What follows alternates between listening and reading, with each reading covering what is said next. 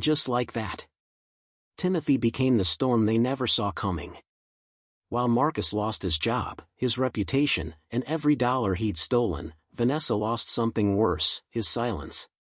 Not only did he expose their affair, but he made sure the world knew who they really were. No grand confrontation. No begging for closure. Just quiet, cold consequences. And Timothy? He didn't just survive. He won. Thank you for watching. If this story hit you right in the gut, drop a 1 in the comments. Smash that subscribe button for more stories like this, and share it with someone who needs to hear. You are not broken. You're rebuilding. The hallway was quiet. Timothy held a small box in one hand, a watch he had saved up for months to buy, and a bottle of red wine in the other. The lights were dimmed, the scent of vanilla candles lingered in the air, and the apartment was exactly how he had left it that morning. It was his 32nd birthday. He had taken a half-day from work, spent hours cooking Vanessa's favorite lemon garlic pasta, and had even printed out photos of their vacations over the past 3 years to stick on the wall as a surprise. The dinner table was set. Everything was perfect. Except it wasn't. From down the hall, he heard something. A voice. A laugh.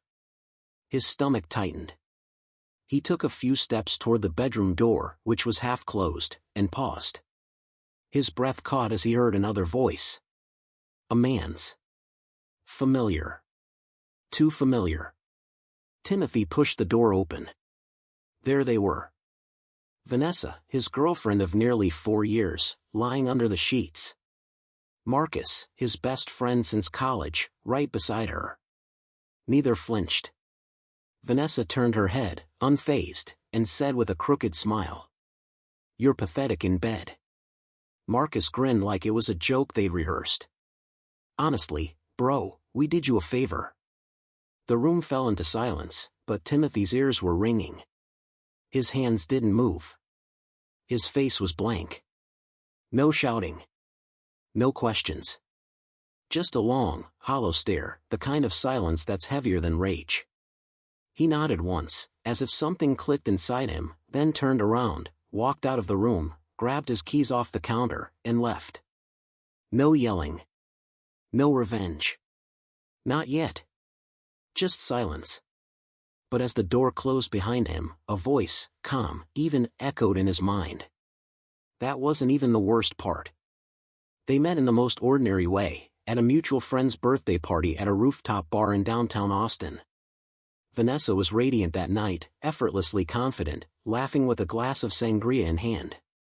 Timothy, normally reserved in social settings, found himself drawn to her in a way that bypassed logic. She teased him for nursing a club soda, then sat next to him anyway. They ended up talking until the place closed. Things moved fast after that. Dinners turned into weekends. Weekends turned into months. Her toothbrush showed up in his bathroom drawer. Her sweaters ended up folded next to his. And for a while, it felt like everything made sense. She was funny, ambitious, and made him feel seen. They talked about the future a lot, traveling through Europe, maybe moving somewhere quiet when they got older, having a dog named Baxter. She wanted to open a small bakery one day, and he swore he'd build the website for her. When she cried after losing a job, he stayed up with her until sunrise. When his father passed away, she held him in the parking lot of the funeral home and didn't say a word. Just held on. He thought she was it. Not perfect, but real. They'd been through things together. Fights. Makeups. Growth. He thought they were building something. Turns out, she was just biding time. And the worst part? Marcus, his best friend, had been right there the entire time. They met their freshman year in college. Marcus was the loud one, always the center of attention at campus parties, always cracking jokes, always dragging Timothy out of his comfort zone. But underneath the charm was a sharp mind. They bonded over music, late-night ramen, and the unspoken understanding of what it meant to feel underestimated. They became inseparable. When Marcus's mom got sick junior year, Timothy drove him 6 hours to see her without even being asked. When Timothy nearly failed a finance course, Marcus stayed up for nights helping him study. They called each other brothers. Marcus was even the best man at Timothy's sister's wedding. They'd shared heartbreaks, road trips, even co-signed a lease once when Marcus was going through a rough patch. Through it all, Timothy had never doubted the guy. If there was one person on earth he thought would never betray him, it was Marcus. He remembered a night, maybe 2 years ago, sitting on the balcony after a long day, drinking cheap beer. Marcus looked at him and said, "Man, no matter where we end up, I got you. Your family." And Timothy believed it. That was the thing about betrayal, it never comes from enemies. It comes from the ones you'd take a bullet for. And in hindsight, the signs had been there. He just didn't want to see them. It started small. Vanessa started smiling at her phone more often, typing quickly, then turning the screen away when Timothy walked by. He brushed it off at first, everyone deserves privacy. But it didn't stop. She started going to bed with her phone under her pillow. Changed her passcode. She said it was for work. Then Marcus began showing up more. Uninvited sometimes. Always friendly. Always loud. Always with a six-pack and some excuse to check in. He'd sit a little too close to Vanessa on the couch. Inside jokes started popping up, ones Timothy wasn't in on. If he raised an eyebrow, Vanessa would roll hers. "God, you're being weird. He's like your brother." It made him feel paranoid, insecure, guilty for even thinking anything was off. So he buried it. Smiled when they laughed. Poured drinks. Told himself it was just stress, just life, just his mind playing tricks. But something in his gut had already started to rot. Timothy left work early that day. He'd told Vanessa he had a late client meeting, but the truth was, he wanted to surprise her. He picked up the bouquets she liked, white lilies, and her favorite red wine. He even stopped by her favorite bakery to get that lemon tart she always pretended not to want but devoured in 3 bites. Back at home, he cooked. Set the table. Candles lit. Everything timed just right. He couldn't stop smiling. He thought he was about to have one of those nights you remember forever. And he was right. Just, not for the reasons he thought. The moment he opened the bedroom door, the world went silent. They didn't even flinch. Marcus looked up and smirked, like Timothy had just walked in on a prank. Vanessa didn't even bother covering herself. "You're pathetic in bed," she said with a scoff, like it was a punchline she'd been saving. Marcus chuckled. "We did you a favor." Timothy just stood there. No words. No breath.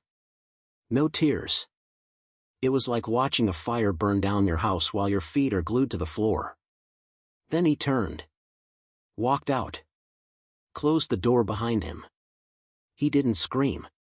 Not yet. That came later. The hotel lobby felt too clean. Too calm. Timothy stood at the check-in desk like he was made of stone, the front desk clerk asking for his ID twice before he even blinked. He gave her a tight smile, said he just needed a room for one night. She handed him the key with a soft, unsure look, like she could see something cracked behind his eyes. He didn't unpack. He didn't sit down.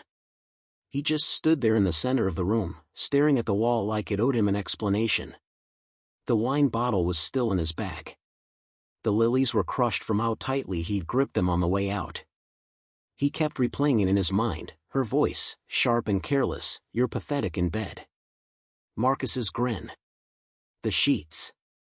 His sheets. A laugh that wasn't meant for him. He tried to cry but couldn't. Everything inside was locked up, burning. So he did what he always did when life made no sense, he reached for logic. He opened his laptop. Pure habit. Nothing intentional at first, just a desperate need to do something. Anything. But then he remembered something small but powerful. Vanessa's phone auto-synced to their shared cloud account. She had no idea. Photos. Messages.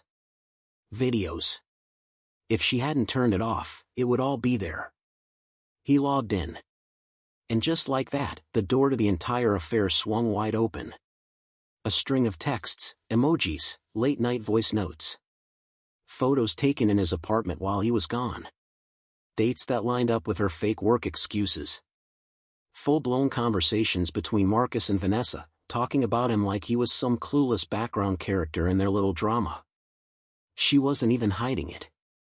And Marcus? He had been sending messages from his company email, bragging about how he was pulling one over on the client during business trips, with Vanessa right next to him in bed. Timothy sat back, chest tight, hands shaking, not from pain anymore. From focus. They thought he'd break. He was just getting started.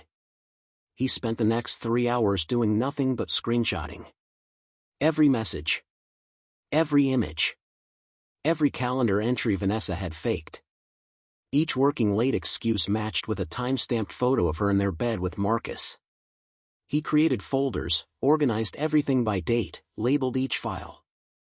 It was obsessive, meticulous, methodical. But it gave him control, something he hadn't felt since that bedroom door swung open. He pulled messages where Marcus called him a boring spreadsheet monkey. Ones where Vanessa joked about how clueless he was, even mocking the way he made her coffee in the morning, like a sad little intern. There were pictures Marcus took of his toothbrush, captions like, "He's still brushing his teeth here." LMAO. Timothy's face barely changed. No rage. No outburst. Just silence and saving files. Then he opened Marcus's work emails. That's when things shifted. Marcus had sent company-related emails from his personal phone to Vanessa, boasting about how he was milking a client for every dime before jumping ship to a competitor. He was sharing internal slides, client data, pitching himself as a secret weapon to rivals while bragging about overbilling. That wasn't just immoral. It was career suicide. And Timothy had it all. He zipped the folder. Wrote a single-line email. Attached everything. Sent it to Marcus's boss, the company's HR department, and the CEO of the client Marcus had been bragging about. The subject line read, "This concerns your $1.4 million account." He hit send, shut his laptop, and exhaled like he'd been underwater. No shouting. No drama. Just truth. The irony was that Marcus had been running his mouth about this account for weeks. A massive tech firm out of San Diego, working on a marketing overhaul. It was the kind of deal guys like Marcus bragged about for years. Timothy remembered one night at a bar, Marcus grinning over his whiskey. "This client? They're my golden ticket. Big budget, no brains. Easiest money I've ever made." He was so smug, so proud of himself. Vanessa had been there too, sitting beside him, laughing like she already owned the life Marcus was building off that deal. What neither of them realized was how delicate that house of cards really was. And how fast it was about to collapse. The email went out at 7:03 a.m. sharp. Timothy didn't write a message. Just a folder labeled client_conflict_evidence. Inside, screenshots of Marcus boasting about overcharging, sharing confidential decks, even a photo of him holding up a whiteboard sketch meant for an internal strategy meeting, with Vanessa in the background, wrapped in a blanket, smirking. It was quiet after that. Eerily so. No responses. No replies. Just silence. But by noon, the dominoes started falling. At 12:47 p.m., Timothy got a notification, his email to the CEO had been opened. At 1:21, a LinkedIn post from Marcus's company suddenly vanished. By 3 p.m., Timothy received a single message from an unknown number. "What the hell did you do?" He didn't respond. At 4:12 p.m., someone recorded Marcus walking out of his building with a cardboard box. The classic "you're fired" walk. Rumor was HR called him into a meeting with senior leadership and the client's rep. Once they saw the screenshots, the client pulled the entire $1.4 million deal on the spot. Marcus had gone from golden boy to liability in under 6 hours. His career? Over. The job he said would change his life? Gone. All because he thought he was untouchable. He wasn't. Timothy didn't gloat. Didn't post a thing. He blocked Marcus's number. Blocked Vanessa too. No closure. No final words. He wasn't interested in explanations. Let them sit in the silence they once mocked him for. Actions spoke loud enough. Timothy went back to work the next day like nothing happened. At least, that was the plan. Shirt ironed, eyes dry, tie pulled a little too tight. He answered emails, nodded through meetings, even managed to crack a half smile when someone asked how his birthday had gone. Quiet night, he said. Nobody pressed. His coworkers had no idea what had exploded behind the scenes. And he wanted to keep it that way. The last thing he needed was pity or awkward glances over cubicle walls. He'd always been the guy who kept his life private, dependable, organized, predictable. Now, he clung to that structure like a lifeline. Routine was safe. Routine meant control. He kept his head down and worked. But control only lasts until the next surprise shows up. Around 10:45 a.m., his team gathered in the break room. "Yo, Tim," someone called. "We got something for you." He walked in, expecting maybe a donut or a cup of office coffee with a candle stuck in it. But sitting on the table was a full-sized birthday cake. Frosted in bold blue letters. "I'm leaving you for Marcus." "Sorry." Laughter died in the room instantly. The air turned thick. His coworkers looked from the cake to him, eyes wide, frozen, waiting for him to either explode or collapse. But Timothy didn't flinch. He stared at the cake for a long second, then picked up the receipt taped to the box. Vanessa's name. Her handwriting on the order note. A tip added with a smiley face. She had planned to humiliate him. Publicly. At work. But she didn't count on him finding out before it arrived. Didn't count on the narrative flipping. And now, she was the punchline. He picked up a plastic knife, cut a slice, and calmly ate it in silence. Vanilla. Dry. Predictable. He chewed slowly, then walked out of the room. Not one word.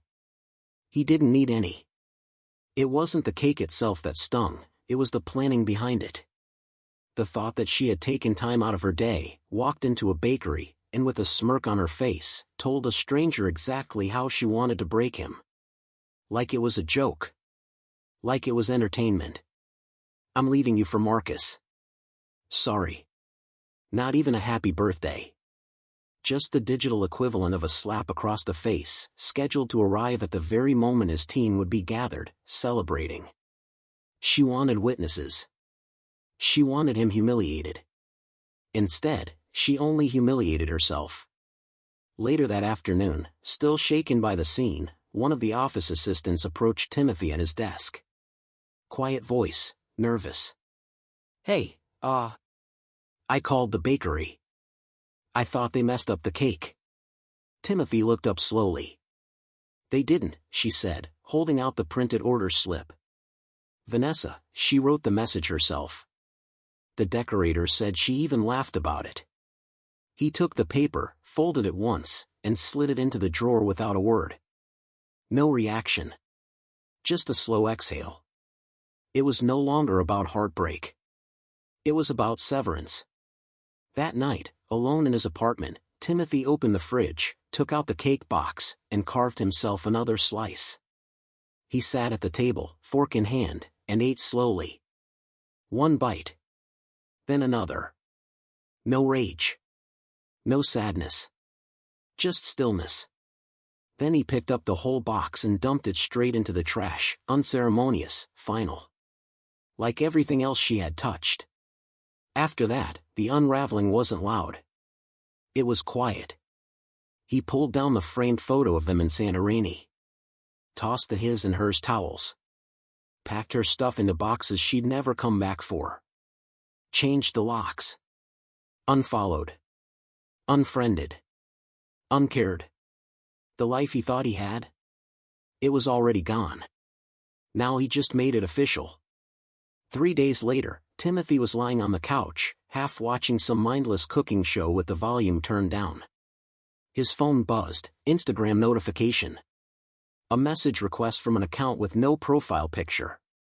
No followers. No posts. @TruthDrop 2024. His thumb hovered for a second. He considered deleting it. Blocking it. But curiosity scratched at the back of his neck. He opened it. One sentence. Thought you should see this before you forgive either of them. And beneath it, a single video file. He stared at the play button for a long time, his heart doing that hollow thump it had done the day he walked into the bedroom. Then, finally, he tapped it. The video opened in familiar lighting. His living room. His couch. Vanessa sat curled up on the left side, barefoot, hair pulled back. Laughing. Not the forced laugh he used to get near the end, but the open, real one. The one he used to live for. Marcus was next to her.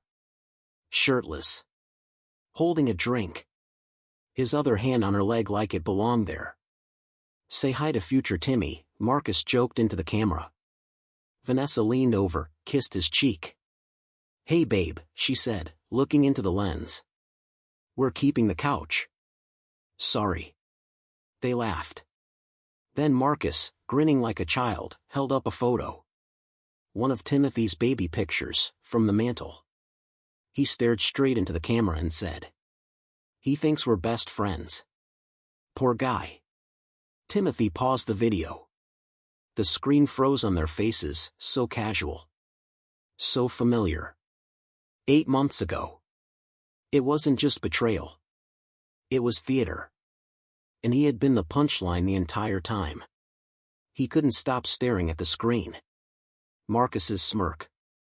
Vanessa's eyes glowing with amusement. His childhood photo held up like a joke. A punchline. He thinks we're best friends. That sentence echoed in his chest like a heartbeat gone wrong. He'd known betrayal. But this was mockery. This was premeditated. This wasn't two people making a bad decision in a weak moment. This was joy at his expense. He closed the app, tossed the phone onto the carpet, and sat still for a long time, the room completely silent. The type of silence that felt sharp, like it was slicing through the air.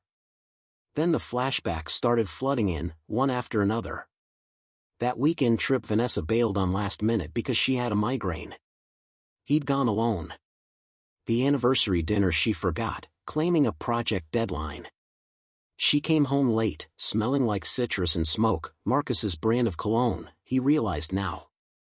The Sunday when Marcus had come over and they both insisted he go take a nap, you look exhausted, man. He'd woken up hours later. The living room smelled like wine. And the worst part? He remembered thanking them for being supportive. Every moment was a clue he didn't want to see. Every lie wrapped in affection, every betrayal disguised as normal. He had let them in. He had defended them. He had trusted them. And they had turned his life into a performance. He rubbed his face, now damp from tears he hadn't even noticed forming. Not sobs, just a slow leak. Like a pipe cracking under pressure after holding on too long. This wasn't heartbreak anymore. This was the collapse of belief. The slow death of certainty. The kind of pain that doesn't leave scars, it builds armor. He didn't want to be in his apartment anymore. The walls felt like they were staring at him, like they'd seen too much and said nothing. So he packed a small bag, booked the same hotel he'd checked into that first night, and went back. Room 504. Different sheets, same weight in his chest. That night, he sat on the cold bathroom floor with the lights off, just the dull glow from the hallway seeping under the door. His knees pulled to his chest. Palms over his face. Breathing shallow and shaking. He cried. Not loud, not dramatic. No sobbing or screams. Just a slow, silent unraveling. The kind of tears that come from everything breaking at once. Not just because he'd been cheated on. Not just because he'd lost two people he thought were his forever. But because the life he believed he had never really existed. And now, he had to mourn a version of himself that only lived in memory. It wasn't just betrayal.